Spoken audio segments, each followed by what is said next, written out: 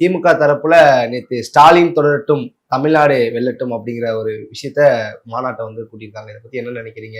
நிறைய விஷயங்கள் பேசினாங்க அதுல. இல்லை, இப்போ திமுகவை பொறுத்த வரைக்கும் என்னன்னா, தன்னுடைய கட்டமைப்பை இப்போ 4 வருஷம் கழிச்சு அந்த நிர்வாகிகள் கூட்டம், இளைஞரணி கூட்டம், மகளிர் அணி கூட்டம், அப்புறம் மூத்த நிர்வாகிகள் கூட்டம், இப்படி போட்டு அவங்களுக்கு ஏதாவது நலத்திட்ட உதவிகள் அப்படி செய்து இப்படி அந்த கட்டமைப்பு ரீதியில மட்டும் அவர் கான்சன்ட்ரேட் பண்றாரு.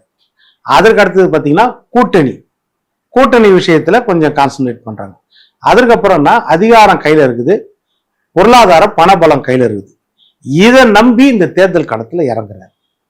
மக்களுக்கு என்னென்ன செய்திருக்கோம், நான் போன தடவை என்னென்ன தேர்தல் வாக்குறுதி கொடுத்த 2021 அதுல எதெல்லாம் உங்களுக்கு செய்திருக்கிறேன்னு பட்டியலிட்டு அவரால் பேச முடியும்.